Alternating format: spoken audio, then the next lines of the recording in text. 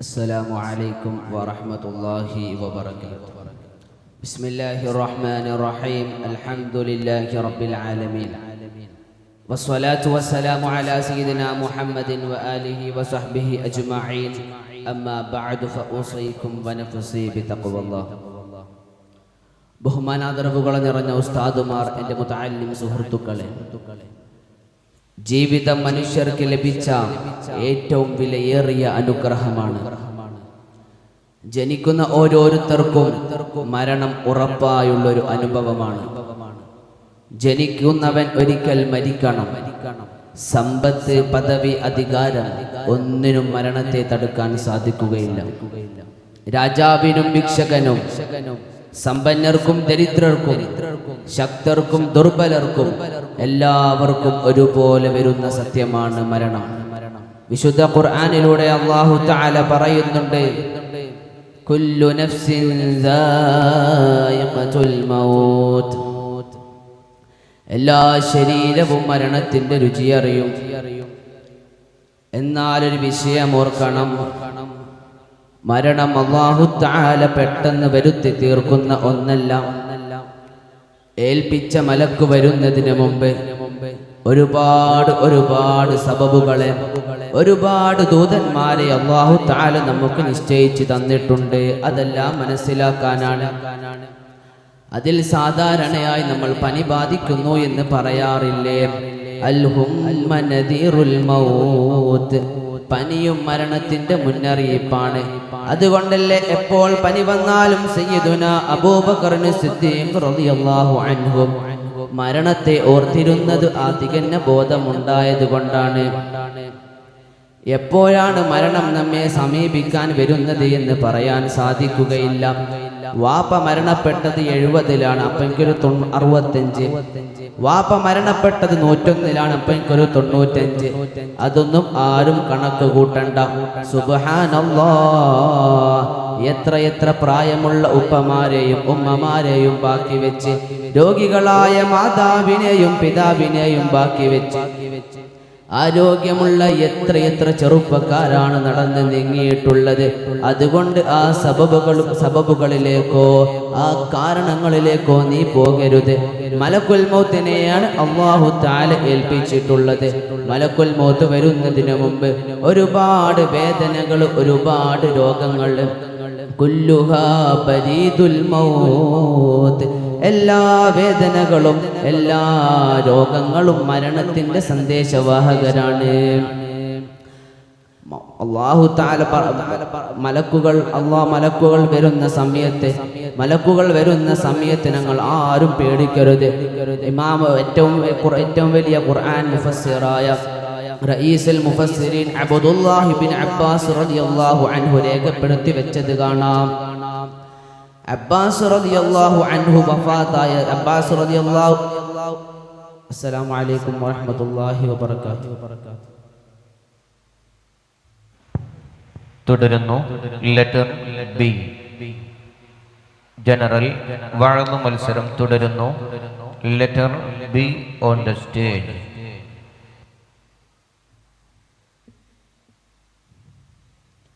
السلام عليكم ورحمة الله تعالى وبركاته. أعوذ بالله من الشيطان الرجيم. بسم الله الرحمن الرحيم. فلا تقل لهما أف. بسم الله والحمد لله والصلاة والسلام على أشرف المرسلين وعلى آله وصحبه أجمعين. أما بعد. എൻ്റെ ബഹുമാനപ്പെട്ട ഉസ്താദുമാർ, പ്രിയപ്പെട്ട മുതഅല്ലിം സുഹൃത്തുക്കൾ, മറ്റു എൻ്റെ ശബ്ദം ശ്രവിക്കുന്ന ഉത്തമീങ്ങൾ, അള്ളാഹുവിൻ്റെ ഉദാരമായ തൗഫീഖ് കൊണ്ട് നാം ഓരോരുത്തരും ഇവിടെ ഒരുമിച്ച് കൂടിയിരിക്കുന്നു. അതിന് നമുക്ക് ആദ്യം അള്ളാഹുവിലേക്ക് ഹംദ് ചൊല്ലാം. അൽഹംദുലില്ലാഹ് സുമ്മ അൽഹംദുലില്ലാഹ്.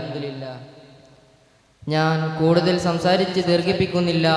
ഞാൻ എൻ്റെ വിഷയത്തിലേക്ക് കടക്കാം. നാം എല്ലാവരും നമ്മുടെ ഉമ്മമാരിൽ നിന്ന് പ്രസവിക്കപ്പെട്ടതാണ്. മാതാപിതാക്കൾ എന്ന് പറഞ്ഞാൽ എത്രത്തോളം വലിയ സ്നേഹമുള്ളതാണെന്ന് നിങ്ങൾക്കറിയാമോ? മുത്തായ നബി സല്ലല്ലാഹു അലൈഹി വസല്ലം തങ്ങൾ പറഞ്ഞു, ആരെങ്കിലും ഉമ്മമാരെയോ അല്ലെങ്കിൽ ഉപ്പമാരെയോ വേദനിപ്പിക്കുകയാണെങ്കിൽ അവന് ദുനിയാവിൽ വെച്ച് തന്നെ ശിക്ഷ തുടങ്ങുന്നതാണ്. അതായത് ദുനിയാവിൽ വെച്ചും അത് കഴിഞ്ഞ് ഖബറിൽ വെച്ചും അത് കഴിഞ്ഞ് നരകത്തിൽ വെച്ചും അവന് ശിക്ഷ ലഭിക്കുന്നതാണ്. റസൂലുള്ളാഹി സ്വല്ലല്ലാഹു അലൈഹി വസല്ലം ഖുർആനിൽ വളരെ വ്യക്തമായി പറയുന്നുണ്ട്. ബിസ്മില്ലാഹിർ റഹ്മാനിർ റഹീം. ഫലാ തഖല്ലഹുമാ ഉഫിൻ. നിങ്ങൾ നിങ്ങളുടെ മാതാപിതാക്കളോട് ചേ എന്നൊരു വാക്ക് പോലും പറയരുത്. ഈ ഒരു വിഷയം നാം ആലോചിച്ചാൽ, നമ്മുടെ ജീവിതത്തിലേക്കൊന്ന് എടുത്തു നോക്കിയാൽ നമുക്ക് മനസ്സിലാകും, ചേ എന്നല്ല അതിനേക്കാൾ വലിയ വാക്ക് തന്നെ നാം നമ്മുടെ ഉമ്മയോടും ഉപ്പയോടും എല്ലാം പറഞ്ഞിട്ടുണ്ടാകാം. ഉമ്മയൊന്ന് കടയിൽ പോകാൻ പറഞ്ഞാൽ, അല്ലെങ്കിൽ ഉപ്പ ഒന്ന് കടയിൽ പോകാൻ പറഞ്ഞാൽ നമ്മളെന്താ പറയാ? വേറെ ആളെ നോക്കിക്കോളി, എന്നെ കൊണ്ട് കഴിയൂല. അതുപോലെ തന്നെ സ്കൂളിൽ ഒരു ടൂറ് വരികയാണ്. അപ്പോ ഉമ്മാനോട് ഉപ്പാനോട് അതിന്റെ പൈസ വയ്ക്കാൻ പോവാണ്. ഉമ്മാക്കും ഉപ്പാക്കും ഈ കാലം ഒന്ന് പേടിയായതിനാൽ ഉമ്മയും ഉപ്പയും പറയാണ് പോകണ്ട. ഈ സമയത്ത് എന്താണ് ചെയ്യുക? തൂക്കുകയറ് കയ്യിലെടുത്ത് റൂമിലേക്ക് ഓടുകയാണ്. ഈ ഒരു അവസ്ഥയുള്ള ഈ കാലത്ത് നമുക്ക് എന്താണ് ചെയ്യാൻ കഴിയാം? നാഥൻ ഇത്രയും ആളുകളിൽ നിന്ന് നമ്മളെ സൂക്ഷിക്കുമാറാകട്ടെ. ഉമ്മയും ഉപ്പയെയും വളരെ വേദനിപ്പിക്കുന്നത് വളരെയധികം തെറ്റായ കാര്യമാണ്. ഉമ്മയെ വളരെ സ്നേഹിക്കുന്നതും ഉപ്പയെ വളരെ സ്നേഹിക്കുന്നതും ഉമ്മ പറഞ്ഞതെല്ലാം കേൾക്കുന്നതും ഉപ്പ പറഞ്ഞെല്ലാം കേൾക്കുന്നതും വലിയ അദബുള്ള കാര്യമാണ്. അതുകൊണ്ടാണല്ലോ മഹാനായ മുഹിയുദ്ദീൻ ശൈഖ് റളിയല്ലാഹു അൻഹു റഫീഉദ്ദാബിലേക്ക് മാറിയത്. നാം ഉമ്മയോട് കാണിക്കുന്ന ഓരോ തെറ്റും വലിയ വലിയ ശിക്ഷകളാണ് അല്ലാഹു തആല നമുക്ക് നൽകുക. വലിയ വലിയ തെറ്റുകളാണത്. ഞാൻ നിങ്ങൾക്ക് ഇതിനൊരു കഥ പറഞ്ഞു തരാം. നമ്മളെ പോലെ തന്നെ യൗവനത്തിൽ പാറിക്കളിക്കുന്ന ഒരു ഫദ്ലി എന്ന പൊന്നുമോൻ ഉണ്ടായിരുന്നു. അവന് സുഹൃത്തുക്കളോട് കൂടെ ഇരിക്കുമ്പോൾ സുഹൃത്തുക്കൾ അവനോട് പറയുകയാണ്, ഫദ്ലേ, ഞങ്ങൾ ഉംറക്ക് പോകുന്നുണ്ട്, മക്കയിലേക്ക് ഞങ്ങൾ ഉംറക്ക് വേണ്ടി പോകുന്നുണ്ട്, നീയും പോരുന്നോ? അപ്പൊ ആ ഫദ്ലി എന്ന പൊന്നുമോൻ പറയാണ്, ഞാൻ എൻ്റെ വീട്ടിൽ പോയിട്ട് എൻ്റെ ഉമ്മയോടൊന്ന് ചോദിക്കട്ടെ, എന്നിട്ട് ഞാൻ നിങ്ങളോട് ഉത്തരം പറയാം. അപ്പൊ ആ ഫദ്ലി എന്ന പൊന്നുമോനെ പെട്ടെന്ന് തന്നെ വീട്ടിലേക്ക് ഓടിയിട്ട് ഉമ്മയോട് ചോദിച്ചു, ഉമ്മാ, എന്റെ സുഹൃത്തുക്കൾ എല്ലാവരും മക്കയിലേക്ക് ഉംറക്ക് വേണ്ടി പോവുകയാണ്, ഞാനും അവരുടെ കൂടെ ഒന്ന് പോയിക്കോട്ടെ ഉമ്മ. അപ്പൊ ഉമ്മ അവിടുന്ന് പറയാണ്, പോകല്ലേ മോനെ, ഇവിടെ നാം ഒരു കാര്യം ശ്രദ്ധിക്കണം. ഫദ്ലി എന്ന പൊന്നുമോന്റെ ഉപ്പയുണ്ടല്ലോ, അവന്റെ ചെറുപ്പകാലത്ത് തന്നെ മരണപ്പെട്ടു പോയിട്ടുണ്ട്. ഈ ഒരു കാരണത്താൽ തന്നെ തന്റെ ഉമ്മ എന്താണ് പറഞ്ഞത്? മോനെ പോകല്ലേ, പിന്നെ നീ പോയാൽ എനിക്കാരാണ് ഇവിടെ കൂട്ടിനായിട്ട്, ആരാണ് ഇവിടെ ഉണ്ടാവുക? ഇതും കേട്ട് ഫദ്ലി എന്ന പൊന്നുമോൻ അതോട് കൂടെ ഉമ്മയോട് തിരിച്ചൊന്നും മുരിയാടാതെ നിന്നു. എന്നിട്ട് ഈ വിഷയം അറിയിക്കാൻ വേണ്ടി പെട്ടെന്ന് തന്നെ സുഹൃത്തുക്കളെ അടുത്തേക്ക് ഓടിച്ചെന്നു. എന്നിട്ട് സുഹൃത്തുക്കളോട് കാര്യങ്ങളെല്ലാം അവതരിപ്പിച്ചു. സുഹൃത്തുക്കൾ അവിടുന്ന് അവനോട് പറയുകയാണ്, നിന്നെ എന്തിനാണ് നിന്റെ ഉമ്മ പിടിച്ചു നിൽക്കുന്നത്? നമ്മൾ കള്ളു കുടിക്കാനോ അല്ലെങ്കിൽ വ്യഭിചരിക്കാനോ അല്ലെങ്കിൽ ഹറാമായ കാര്യങ്ങളിലേക്ക് ഒന്നുമല്ലല്ലോ നമ്മൾ പോകുന്നത്. നമ്മൾ പോകുന്നത് നല്ല പുണ്യമാക്കപ്പെട്ട ഒരു കാര്യത്തിനല്ലേ, മക്കയിലേക്കല്ലേ, ഉംറക്ക് വേണ്ടിയല്ലേ എന്ന് പറഞ്ഞ് അവനെ കളിയാക്കുകയാണ്. ഈ ഒരു സന്ദർഭത്തിൽ ആ ഫദ്ലി എന്ന പൊന്നുമോനെ പെട്ടെന്ന് തന്നെ വീട്ടിലേക്ക് ഓടി ഉമ്മയോട് വീണ്ടും ചോദിച്ചു, ഉമ്മ, എന്റെ കുറെ നാളത്തെ ആഗ്രഹമാണ് ഉമ്മ ഉംറക്ക് പോവുക എന്നത്. ഞാനും എന്റെ സുഹൃത്തുക്കളോട് കൂടെ ഒന്ന് പോയിക്കോട്ടെ ഉമ്മ. ഇത് കേട്ട് ഉമ്മ വീണ്ടും പറഞ്ഞു, നിന്നോടല്ലേ പോകണ്ട എന്ന് പറഞ്ഞത്, പിന്നെ എന്തിനാണ് നീ വീണ്ടും വീണ്ടും ചോദിക്കുന്നത്? ഈ വാക്ക് കേട്ടപ്പോൾ ഫദ്ലി എന്ന പൊന്നുമോന് വളരെ വിഷമമായി. അതുകൊണ്ട് തന്നെ അവൻ സ്വന്തം മനസ്സിൽ വിചാരിച്ചു, ഞാൻ എന്തിനാണ് ഈ ഒരു കാര്യം, ഉംറ എന്ന് പറയുന്നത് പുണ്യമാക്കപ്പെട്ട ഒരു കാര്യമല്ലേ, എന്തിനാണ് ഞാൻ ഈ ഒരു കാര്യം ഉമ്മയോട് ചോദിക്കുന്നത്? ഉമ്മാന്റെ സമ്മതം എന്തിനാണ് എനിക്ക് വേണ്ടത്? ഇത് പറഞ്ഞുകൊണ്ട് ഫദ്ൽ എന്ന പൊന്നുമോന് സ്വന്തം തന്നെ വിചാരിച്ച് ഡ്രസ്സ് എല്ലാം പാക്ക് ചെയ്ത് വീട്ടിൽ നിന്നിറങ്ങുകയാണ്. അങ്ങനെ നടന്നുകൊണ്ടിരിക്കുമ്പോൾ പിറകിൽ നിന്ന് ഉമ്മ ഓടി വന്നിട്ട് പറയുകയാണ്, ഫദ്ലേ, എടാ മോനെ ഓടല്ലേടാ ഫദ്ലേ, മോനെ പോകല്ലേ ഫദ്ലേ, നീ പോയാൽ എനിക്ക് ആരാണ് ഇവിടെ ഉണ്ടാവുക, ഞാൻ ഒറ്റക്കാവൂലേ. ഫദ്ലേ എന്ന പൊന്നുമോന്, യൗവനത്തിന്റെ ആ ആഴങ്ങളിൽ പാറിക്കളിക്കുന്ന ആ പൊന്നുമോനെ ഉമ്മാന്റെ ഈ വാക്കൊന്നും കേൾക്കാതെ വീണ്ടും നടത്തം തുടങ്ങുകയാണ്.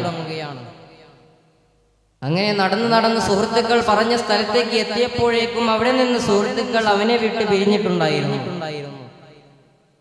അങ്ങനെ ഫദ്ൽ എന്ന പൊന്നുമോൻ രണ്ട് വിഷമത്തോടുകൂടി നടത്തം തുടങ്ങി.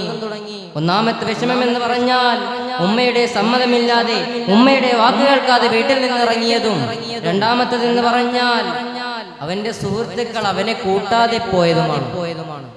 അങ്ങനെ ഈ രണ്ട് ടെൻഷനോടുകൂടെ അവൻ നടന്നുകൊണ്ടിരിക്കുമ്പോൾ അവൻ വിചാരിച്ചു, ഞാൻ ഒരു പള്ളിയിൽ കയറി 2 റക്അത്ത് നിസ്കരിച്ചാൽ എന്റെ ഈ ടെൻഷനുകളെല്ലാം മാറിക്കിട്ടുമല്ലോ. ഇതും പറഞ്ഞ് മുമ്പിൽ കണ്ട ഒരു പള്ളിയിലും കയറാൻ നിൽക്കുമ്പോൾ ആ ഗ്രാമത്തിലുള്ള ആളുകൾ ഓടി വന്നവനെ പിടിച്ചു കെട്ടുകയാണ്. കാരണം എന്താണ്? ആ ഗ്രാമത്തിൽ ഒരു കള്ളൻ ഇറങ്ങിയിട്ടുണ്ട്. ആ കള്ളൻ ഓടി വന്നത് ഈ ഗ്രാമത്തെ, ഈ പള്ളിയുടെ സമീപത്തേക്കാണ്.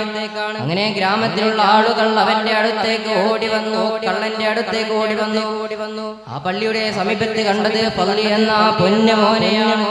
അങ്ങനെ കള്ളൻ ഫദ്ലാണെന്ന് വിചാരിച്ചുകൊണ്ട്, കള്ളാ നീ എങ്ങോട്ടാണ് ഓടുന്നത്, നീ എല്ലേടെ ഈ ഗ്രാമത്തിൽ ഇറങ്ങിയ കള്ളനെന്ന് പറഞ്ഞുകൊണ്ട് അവനെ പിടിച്ചു കെട്ടുകയാണ്. ഇത് കേട്ട് ഫദ്ൽ എന്ന പൊന്നുമോൻ പറയുകയാണ്, എന്നെ കള്ള എന്ന് വിളിക്കല്ലേ, എന്റെ ഉമ്മ പറഞ്ഞ വാക്ക് കേൾക്കാതെ വീട്ടിൽ നിന്ന് ഇറങ്ങിയത് കൊണ്ട് അല്ലാഹു തആല എനിക്ക് തന്ന ശിക്ഷയാണിത്, എന്നെ കള്ള എന്ന് വിളിക്കല്ലേ. അങ്ങനെ ഇതൊന്നും കേൾക്കാതെ വീണ്ടും ആ ഗ്രാമത്തിലുള്ള ആളുകൾ കള്ള എന്ന് വിളിച്ചുകൊണ്ട് അവനെ വീണ്ടും വിഷമപ്പെടുത്തി.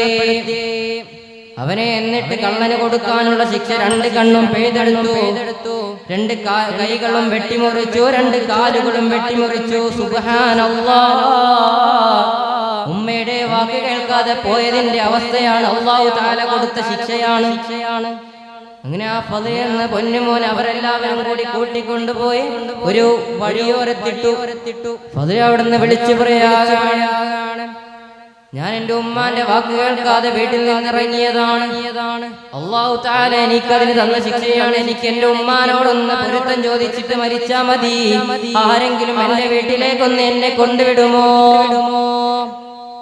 അപ്പൊ ഫദ്ൽ എന്ന പൊന്നുമോന്റെ അടുത്തിലൂടെ പോയിരുന്ന ഒരാള് അവനെ എടുത്തുകൊണ്ട് അവൻ പറഞ്ഞ അടയാളങ്ങളെല്ലാം വെച്ച് അവന്റെ വീട്ടിലേക്ക് ആക്കി കൊടുക്കുകയാണ്.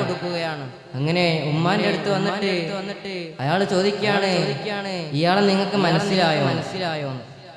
അപ്പൊ ഉമ്മ കുറെ നേരം നോക്കിയിട്ട് പറയാണ്, എനിക്ക് മനസ്സിലായിട്ടില്ല, ആരാണിത്. അപ്പൊ ഫദ്ൽ എന്ന പൊന്നുമോൻ ഉമ്മാന്റെ ആ സംസാരത്തിന്റെ ആ ശൈലി കേട്ടുകൊണ്ട് ഉമ്മയോട് വിളിച്ചു പറയുകയാണ്, ഉമ്മ, ഇത് മറ്റാരുമല്ല ഉമ്മ, ഞാൻ നിങ്ങളുടെ പൊന്നുമോനായ ഫദ്ലാണുമ്മ. ഉമ്മയുടെ വാക്ക് കേൾക്കാതെ വീട്ടിൽ ഇറങ്ങിയതിന് അല്ലാഹു തആല എനിക്ക് തന്ന ശിക്ഷയാണിത്. സുബ്ഹാനല്ലാഹു തആല ഇത്തരം കാര്യങ്ങളിൽ നിന്നെല്ലാം നമ്മെ കാക്കുമാറാകട്ടെ. നാം നമ്മുടെ ഉമ്മയെ ഉപ്പയും വളരെ സന്തോഷിപ്പിക്കണം. ഈ ഒരു കാലഘട്ടത്തിൽ വളരെയധികം ഉമ്മയെ ആക്രമിക്കുന്നതും ഉമ്മയെ കൊല്ലുന്നതും ഉപ്പയെ കൊല്ലുന്നതുമായ ഈ ഒരു യുഗത്തിൽ നാം നമ്മെ ഉമ്മയെയും ഉപ്പയെയും വളരെ സ്നേഹിക്കണം. അല്ലാതെ നമ്മൾ വൃദ്ധസദനത്തിൽ ഉമ്മാനെ കൊണ്ടുപോയി ഇടാൻ പാടില്ല, ഉപ്പാനെ കൊണ്ടുപോയി ഇടാൻ പാടില്ല. വളരെ തെറ്റായ കാര്യമാണത്. ഒരിക്കലും നമുക്ക് ഒരു ശിക്ഷ കിട്ടാതിരിക്കൂല, അതിനുള്ള ഒരു ശിക്ഷ കിട്ടാതെ ഒരിക്കലും ഇരിക്കൂല. ഉമ്മാന്റെ പൊരുത്തമില്ലാതെ ആ മകൻ മരിച്ചു പോവുകയാണെങ്കിൽ, അല്ലെങ്കിൽ ആ മകള് മരിച്ചു പോവുകയാണെങ്കിൽ ഒരിക്കലും അവൻ വിജയിക്കൂല. നമ്മളെല്ലാം നോക്കേണ്ടതെന്ന് പറഞ്ഞാൽ നമ്മുടെ ഉമ്മയും ഉപ്പയും വളരെ അധികം സ്നേഹിക്കണം. ഇൻഷാ അല്ലാഹ് സമയം വളരെ പരിമിതമായതുകൊണ്ട് ഞാൻ നിർത്തുന്നു. അൽഹംദുലില്ലാഹി റബ്ബിൽ ആലമീൻ. അസ്സലാമു അലൈക്കും വറഹ്മത്തുള്ളാഹി തആല വബറകാതുഹു.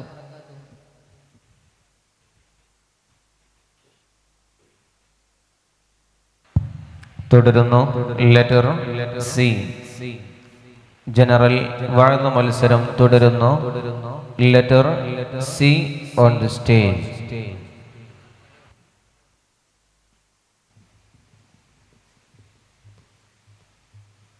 അസ്സലാമു അലൈക്കും വറഹ്മത്തുള്ളാഹി തആല വബറകാതുഹു. ബിസ്മില്ലാഹിർ റഹ്മാനിർ റഹീം.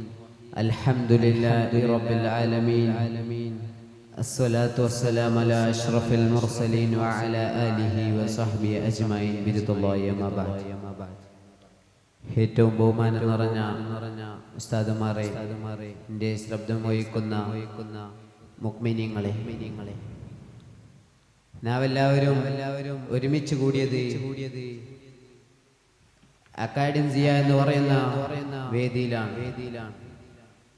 എൻ്റെ വിഷയം എന്ന് പറയുന്നത് ഇൽമാണ്. ഇൽമിനെ ആസ്വദിച്ച് രണ്ട് വാക്ക് പറയുക. ഇൽമെന്ന് പറഞ്ഞാൽ ഇൽമെങ്ങനെയാണ് പഠിക്കേണ്ടത്, ഇൽമ പഠിച്ചാലുള്ള ഗുണം എന്താണ്? ഫത്തുൽ ഖയ്യൂമിൽ പറയുന്നുണ്ട്, യാ താലിബൽ ഇൽമി റഫീഅദ്ദാബി തഅല്ലമിൽ ഇൽമ ബിദിൽ ആദാബി. ഇൽമ തേടുന്നവൻ ആരാണ്? ഇൽമ തേടുന്നവൻ റഫീഉദ്ദാബാണ്. ഇൽമ എങ്ങനെയാണ് പഠിക്കേണ്ടത്? ബിദിൽ ആദാബി, അതിന്റെ മര്യാദകളോട് കൂടെയാണ് പഠിക്കേണ്ടത്. ഇൽമ പഠിക്കുന്നത് അതിന്റെ അദബുകളോട് കൂടെയായിരിക്കണം. ആ രൂപത്തിൽ ഇൽമ പഠിച്ചാൽ റഫീഉദ്ദാബാകാം. ഇൽമ ഏറ്റവും പ്രധാനപ്പെട്ട ആയുധമാണ്. ഇൽമ ഇസ്ലാമിന്റെ ജീവനാണ്. അതല്ലേ പരിശുദ്ധ ഇസ്ലാം നമ്മളെ പഠിപ്പിച്ചത്? അൽ ഇൽമു ഹയാത്തുൽ ഇസ്ലാം. ഇൽമ ഇസ്ലാമിന്റെ ജീവനാണ്. ഇൽമ ഇസ്ലാമിന്റെ ജീവനാണ്. ഇസ്ലാം ഇവിടെ ഖിയാമത്ത് നാൾ വരെ നിലനിൽക്കും. അത് നിലനിൽക്കുന്നത് മറ്റുള്ള എല്ലാ വിജ്ഞാനത്തെക്കാളും നിലനിൽക്കുന്നത് ഇൽമെന്ന അറിവ് കൊണ്ടാണ്. കാരണം എന്താണ്? ഇൽമ ഇസ്ലാമിന്റെ ജീവനാണ്. ജീവനില്ലെങ്കിൽ ആ ശരീരം കൊണ്ട് എന്താണ് ഫലമുള്ളത്? അപ്പോൾ ഇസ്ലാം ഇവിടെ നിലനിൽക്കണമെങ്കിൽ ഇസ്ലാമിന്റെ ജീവൻ വേണം. ഇസ്ലാമിന്റെ ജീവൻ ലഭിക്കുന്നത് ഇൽമ മുഖേനയാണ്. ഇസ്ലാം ഇവിടെ നല്ല രൂപത്തിൽ നിലനിൽക്കണം. ആ ഇസ്ലാമിനെ പ്രചരിപ്പിക്കാൻ ഹബീബായ നബി സല്ലല്ലാഹു അലൈഹി വസല്ലമ തങ്ങളെ അല്ലാഹു തആല അയച്ചു. അവസാനത്തെ നബിയാണ് നബി സല്ലല്ലാഹു അലൈഹി വസല്ലമ തങ്ങൾ. ആ നബി സല്ലല്ലാഹു അലൈഹി വസല്ലമ തങ്ങൾക്ക് ശേഷം ഇവിടെയുള്ള ജനങ്ങളെ ഇരുട്ടിൽ നിന്ന് വെളിച്ചത്തിലേക്ക് ഇൽമെന്ന അറിവ് മുഖേനയാണ് എത്തിച്ചത്. ഇരുട്ടിൽ നിന്ന് വെളിച്ചത്തിലേക്ക് എങ്ങനെയാണ് എത്തിച്ചത്? ഇൽമെന്ന അറിവ് മുഖേനയാണ് എത്തിച്ചത്. ഔലിയാക്കളായ മഹാന്മാർ ഇൽമിനെ ഇവിടെ പ്രചരിപ്പിച്ചത് വാളുകൊണ്ടല്ല, ഭീഷണിപ്പെടുത്തിക്കൊണ്ടല്ല, അവരുടെ മോചിതത്ത് കൊണ്ടും മഹാന്മാരുടെ കറാമത്ത് കൊണ്ടും ആലിമീങ്ങളുടെ ഇൽമ കൊണ്ടാണ് ഇസ്ലാമിനെയും ഇൽമിനെയും ഇവിടെ പ്രചരിപ്പിച്ചത്. വെറുതെ ഇരിക്കുന്നവനും ധാരാളം പ്രവർത്തിക്കുന്നവനും ഒരിക്കലും ഒരുപോലെ അല്ല. പരിശുദ്ധ ഖുർആനിൽ പറയുന്നുണ്ട്, വെറുതെ ഇരിക്കുന്നവനും ധാരാളം പ്രവർത്തനം ചെയ്യുന്നവനും ഒരിക്കലും ഒരുപോലെ അല്ല. അപ്പോൾ ഇൽമ പഠിക്കുന്നത് കേവലം ദർസിൽ താമസിച്ച് നാട്ടുകാരുടെ ഭക്ഷണം കഴിക്കുന്ന പാവങ്ങളാണ് എന്നല്ല നാം കരുതേണ്ടത്. അവർ ഈ സമുദായത്തിന്റെ കാവൽക്കാരാണ്. ഇൽമ പഠിക്കുന്നവർ ആ സമുദായത്തിന്റെ കാവൽക്കാരാണ്. നിങ്ങളുടെ മകൻ എയറോഡിക് എഞ്ചിനീയർ പഠിക്കുന്നവനായിരിക്കാം. നിങ്ങൾക്ക് 1 കോടി രൂപ ചെലവ് വരുന്നുണ്ടാകാം. അങ്ങനെയെല്ലാമുള്ള നിങ്ങളെ മകനേക്കാളും ഏറ്റവും കൂടുതൽ മൂല്യമുള്ള മകനേതാണ്? ഇവിടെ ഇരുന്ന് ഫത്വൽ മൊയ്ൻ ഓതുന്ന മുതഅല്ലിമിനാണ്. അത് നിങ്ങളുടെ മോനായിരിക്കാം. 1 കോടി രൂപ കൊടുത്ത് പഠിപ്പിക്കുന്ന മോനായിരിക്കാം. അങ്ങനെയെല്ലാമുള്ള നിങ്ങളെ മകനേക്കാളും ഏറ്റവും വാല്യൂ ഉള്ളത് ഇവിടെ ഇരുന്ന് ഫത്വൽ മൊയ്ൻ ഓതുന്ന മുതഅല്ലിമിനാണ്. അല്ലെങ്കിൽ MBBS പഠിക്കുന്നവനായിരിക്കാം, അല്ലെങ്കിൽ കേരളത്തിലെ ഏറ്റവും വലിയ മെഡിക്കൽ കോളേജിൽ പഠിക്കുന്നവനായിരിക്കാം. സീറ്റ് കിട്ടാൻ 50 ലക്ഷമോ അല്ലെങ്കിൽ മാസങ്ങളിൽ ലക്ഷമോ 10,000 കൊടുക്കുന്നുണ്ടാകാം. അങ്ങനെ എല്ലാമുള്ള നിങ്ങളെ മകനേക്കാളും ഏറ്റവും വാല്യൂ ഉള്ളതും ഉന്നത പദവിയിലുള്ളതും അതേ മഹല്ലിൽ ദർസ് പഠിക്കുന്ന മുതഅല്ലിമിനാണ്. കാരണം എന്താണ്? അല്ലാഹുവിന്റെ അടുക്കൽ ഏറ്റവും കൂടുതൽ അടുക്കുന്നവരാരാണ്? അതല്ലേ പരിശുദ്ധ ഖുർആനിൽ പറഞ്ഞത്, കുല്ലല്ലസ്തവില്ലദീന യഅലമൂന വല്ലദീന ലാ യഅലമൂൻ. അല്ലാഹുവിന്റെ നൂറാവുന്ന ദീനിന്റെ ഇൽമ പഠിക്കുന്നവനോ പഠിക്കാത്തവനോ ഒരുപോലെയാണോ? ഒരിക്കലും അല്ല, ഒരിക്കലും അല്ല. അപ്പോൾ മുതഅല്ലിം എന്ന് പറഞ്ഞാൽ ഏറ്റവും പദവിയുള്ളവരാണ്. അവരെ നമ്മൾ നന്നായി വളർത്തി കൊണ്ടുവരണം. ഒരു നാട്ടിൽ ആലിമില്ലെങ്കിൽ ആ നാടിനെ നയിക്കുന്നൊരു കേടുണ്ടാവുകയില്ല. ഒരാലിമിന് കിട്ടുന്ന ഭാഗ്യം എന്താണെന്ന് അറിയുമോ? ഒരാലിമിന്റെ ഭാഗ്യം നമ്മൾ എങ്ങനെയാണ് നോക്കുന്നത്? എൻ്റെ മകൻ ഡോക്ടറായാൽ മാസം ലക്ഷങ്ങളോ 10,000 കിട്ടും. എൻ്റെ മകൻ ആലിമായാൽ മാസം തുച്ഛ ശമ്പളമേ കിട്ടുകയുള്ളൂ, അഥവാ 10,000 കിട്ടുകയുള്ളൂ എന്ന മൂല്യമാണ് നമ്മൾ മനസ്സിലാക്കുന്നത്. ആലിമിന്റെ മൂല്യം അങ്ങനെയാണ് നാം മനസ്സിലാക്കുന്നത്. എന്നാൽ നിങ്ങളുടെ മകൻ ഡോക്ടറായാൽ നിങ്ങളുടെ മകൻ എഴുതുന്ന മെഡിസിൻ ഏതാണ്? ഇവിടെയുള്ള ശാസ്ത്രജ്ഞന്മാർ കണ്ടുപിടിച്ച മരുന്നാണ്, അല്ലെങ്കിൽ ഇവിടെ കയ്യിൽ പോയ പണ്ട് കാലങ്ങളിലുള്ള വ്യക്തികളായിരിക്കാം. എന്നാൽ ഒരു മകൻ ആലിമായാൽ ആ മകൻ പറയുന്നത് അല്ലാഹുവിന്റെ ദീനാണ്, അല്ലാഹുവിന്റെ നിയമങ്ങളാണ്. നാം നല്ല രൂപത്തിൽ മനസ്സിലാക്കണം. ഇൽമ നല്ല രൂപത്തിൽ പഠിക്കണം. എന്നാലേ അല്ലാഹുവിന്റെ അടുത്ത് അടുക്കാൻ പറ്റുകയുള്ളൂ. ലാ യശ്ബഉൽ മുഅ്മിനു ഖൈറുൻ മിൻ ലാ യസ്മഉ എന്ന് പറഞ്ഞത് കാണാം ഹദീസിലൊക്കെ. ഇൽമ പഠിക്കുന്ന ഒരു വ്യക്തിക്ക് എന്താവില്ല, ഇൽമ എത്ര കിട്ടിയാലും വയറെന്നറിയൂല. ഇൽമ പഠിക്കാൻ നമ്മൾ മുന്നേറണം. ഏറ്റവും പ്രധാനപ്പെട്ട അമലെന്താണെന്ന് ചോദിച്ചപ്പോൾ അവിടുന്ന് പറയുകയാണ്, ഇൽമ പറയലും പഠിക്കലും പഠിപ്പിക്കലുമാണ് ഏറ്റവും പ്രധാനപ്പെട്ട അമലെന്ന് അവിടുന്ന് പറയുകയാണ്. അപ്പോൾ നമ്മൾ ഇൽമ പഠിക്കണം. ഇൽമ അതിന്റെ രൂപത്തിൽ പഠിക്കണം. അതിന്റെ രൂപത്തിൽ പഠിച്ചാൽ അതിന്റെ ഫലം കിട്ടുകയുള്ളൂ. ഇത്രയും പറഞ്ഞുകൊണ്ട് എൻ്റെ വാക്കുകൾക്ക് വിരാമം കുറിക്കുന്നു. അസ്സലാമു അലൈക്കും വറഹ്മത്തുള്ളാഹി തആല വബറകാതുഹു. Judges, please note. Next and final chord letter D on the stage.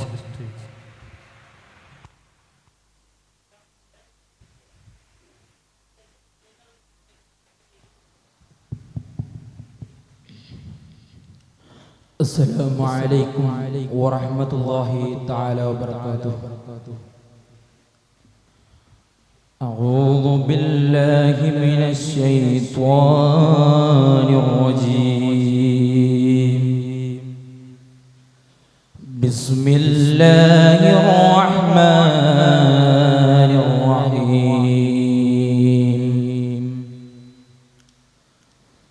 تعاونوا على البر والتقوى ولا تعاونوا على الإثم والعدوان. صدق الله العظيم. بسم الله والحمد لله والصلاة والسلام على أشرف رسول الله وعلى آله وصحبه أجمعين. أما بعد. ഏറ്റവും ബഹുമാനാദരം നിറഞ്ഞ ഉസ്താദുമാർ, എൻ്റെ പ്രിയപ്പെട്ട മുതഅല്ലിം സുഹൃത്തുക്കൾ, നമ്മുടെ ഈ ഒരുമിച്ച് കൂടലും പിരിവലും എല്ലാം ഒരു സ്വാലിഹായ അമലായി അല്ലാഹു തആല നമ്മിൽ നിന്ന് ഖബൂലാക്കുമാറാകട്ടെ. ഞാൻ എൻ്റെ വിഷയത്തിലേക്ക് കടക്കുകയാണ്. ഇസ്ലാം വളരെയേറെ പ്രോത്സാഹിപ്പിക്കുന്ന ഒരു വിഷയമാണ് നല്ല കൂട്ടുകാർ. അഷ്റഫുൽ ഖൽഖ് ത്വഹ റസൂലുള്ളാഹി സ്വല്ലല്ലാഹു അലൈഹി വസല്ലം തങ്ങൾ അവിടുത്തെ സഹവാസികളായ സ്വഹാബികളോട് പറയുമായിരുന്നു, നിങ്ങൾ നല്ലവരോട് സഹവസിക്കുക, നല്ലവരുമായി കൂട്ടുകൂടുക, നന്മയെ ഉയർത്തുക, തിന്മയെ അകറ്റി നിർത്തുക. മാത്രമല്ല, ഞാൻ തുടക്കത്തിൽ ഓതിയ ഒരു ആയത്തുണ്ടല്ലോ, തആവനു അലൽ ബിർരി വത്തഖ്വാ വലാ തആവനു അലൽ ഇസ്മി വൽ ഉദ്വാൻ.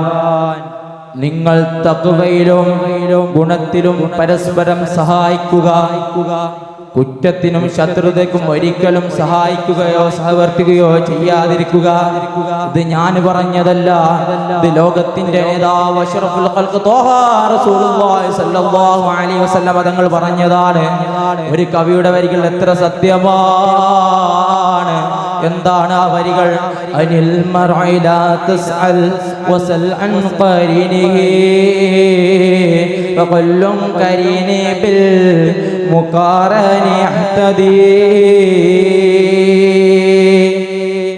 നീ ഒരു വ്യക്തിയെ കുറിച്ച് അന്വേഷിക്കുന്ന സമയത്ത്, നീ ഒരു വ്യക്തിയെ പറ്റി അന്വേഷിക്കുന്ന സമയത്ത് ആ വ്യക്തിയോട് തന്നെ നീ അവനെ പറ്റി അന്വേഷിക്കരുത്. അവനക്കൊരു കൂട്ടുകാരൻ ഉണ്ടാകുമല്ലോ. കാരണം അവന്റെ നടപ്പും ഇരിപ്പും ഓരോരോ കാലടികളും അറിയുന്ന ഒരു കൂട്ടുകാരൻ അവൻക്കുണ്ടാകുമല്ലോ. അവനോടാണ് നീ ചോദിക്കേണ്ടത്, അല്ലാതെ ആ വ്യക്തിയോട് തന്നെ നീ ഒരിക്കലും ചോദിക്കരുത്. അല്ലാഹു തആല പറയാണ്, ഒരു വ്യക്തിയെ കുറിച്ച് നാം അന്വേഷിക്കുമ്പോൾ ആ വ്യക്തിയോട് തന്നെ നാം എന്ത് ചെയ്യരുത്? ഒരിക്കലും ചോദിക്കരുത്. അവന്റെ ഒരു കൂട്ടുകാരൻ ഉണ്ടാകുമല്ലോ, അവനോടാണ് നാം എന്ത് ചെയ്യേണ്ടത്? ചോദിക്കേണ്ടത്. വീണ്ടും അല്ലാഹു തആല പറയുന്നു, 7 വിഭാഗം ആളുകൾക്ക് നാളെ മഹ്ശറയിൽ അർശിന്റെ തണലിൽ വിരിയിച്ചു കൊടുക്കുന്ന സമയത്ത് അതിലൊരു വിഭാഗം ആളുകൾ നന്മയിൽ കൊണ്ടു നടന്ന കൂട്ടുകാരാണ്. നന്മയിൽ കൊണ്ടു നടന്ന കൂട്ടുകാരാണ്. ഒരിക്കൽ മുത്തനബി ഒരിക്കൽ ഒരു 3 ആൾ ഒരു ഗുഹന്റെ ഉള്ളിൽ പെട്ട സമയത്ത് ഒരു പാറക്കല്ല് വന്ന് ആ ഗുഹന്റെ മുകളിലേക്ക് വീഴുകയാണ്. അവർക്ക് രക്ഷപ്പെടാൻ ഒരു മാർഗവുമില്ല, അതിൽ നിന്ന് പുറത്തിറങ്ങാൻ ഒരു മാർഗവുമില്ല. അങ്ങനെ അതിൽ നിന്ന് ഒരാൾ എഴുന്നേറ്റ് നിന്ന് അല്ലാഹുവിലേക്ക് ദുആ ചെയ്യുകയാണ്. അല്ലാഹ്, ഞാൻ എൻ്റെ പ്രായമായ മാതാപിതാക്കളെ വളരെയേറെ പ്രോത്സാഹിപ്പിക്കലോ അവർക്ക് വേണ്ടതെല്ലാം ചെയ്തു കൊടുക്കലുമുണ്ട്. അത് നിന്റെ അടുക്കൽ സ്വീകാര്യതയുണ്ടെങ്കിൽ അല്ലാഹ്, നീ എന്നെ ഈ ഗുഹയിൽ നിന്നും രക്ഷപ്പെടുത്തണം അല്ലാഹ്. അങ്ങനെ അതാ പാറക്കല്ലിൽ നിന്ന് കുറച്ച് നീങ്ങി പോവുകയാണ്. അടുത്ത ആളും അതുപോലെ ദുആ ചെയ്യുകയാണ്. ആ പാറക്കല്ല് മൊത്തമായി നീങ്ങി പോവുകയാണ്. ഓ എന്റെ മുഅ്മിനീങ്ങളെ, നാം ഇതിൽ നിന്ന് മനസ്സിലാക്കേണ്ട ഒരേ ഒരു വിഷയം, നാം നല്ല കൂട്ടുകാരുടെ കൂടെ നടക്കുകയാണെങ്കിൽ അത് അല്ലാഹുവിന്റെ അടുക്കലും സ്വീകാര്യതയുണ്ട്. നമ്മുടെ മക്കൾ ഇപ്പൊ എത്രത്തോളം നന്മയിൽ കൊണ്ട് നടക്കുന്നുണ്ടെന്ന് നാം ചിന്തിക്കണം. നമ്മുടെ ഉമ്മ ഉപ്പ എന്നിവരെല്ലാം കണ്ട സ്ഥാപനങ്ങളിലും കണ്ട കോളേജുകളിലും കൊണ്ടാക്കി വിടുന്ന കാലമാണ്. ആദ്യം നാം അന്വേഷിക്കേണ്ട ഒരു വിഷയമുണ്ട്. ഈ സ്ഥാപനം എൻ്റെ മകന് പറ്റിയതാണോ? ഈ സ്ഥാപനം എൻ്റെ മകൾക്ക് പറ്റിയതാണോ? ഇവിടെ അന്യപുരുഷന്മാരുമായി കലഹമുണ്ടോ എന്നൊക്കെ നാം ചിന്തിക്കണം. നമ്മുടെ ഇപ്പോഴത്തെ കാലമെന്ന് പറഞ്ഞാൽ സ്വന്തം പെറ്റ ഉമ്മയെ പോലും കൊല്ലുന്ന കാലഘട്ടമാണ്. സ്വന്തം പെറ്റ ഉമ്മയെ പോലും ഇപ്പോഴത്തല്ലേ നമ്മുടെ നാട്ടിൽ കൊന്നത്. അല്ലാഹ്, ആ ഒരു ഗതി ഞങ്ങൾക്കോ ഞങ്ങളുടെ കുടുംബത്തിലോ നീ നൽകല്ല അല്ലാഹ്. അങ്ങനത്തെ ഒരു ഗതി ഞങ്ങൾ ആർക്കും നീ നൽകല്ല അല്ലാഹ്. അല്ലാഹു തആല ഖുർആനിൽ പറയുന്നു,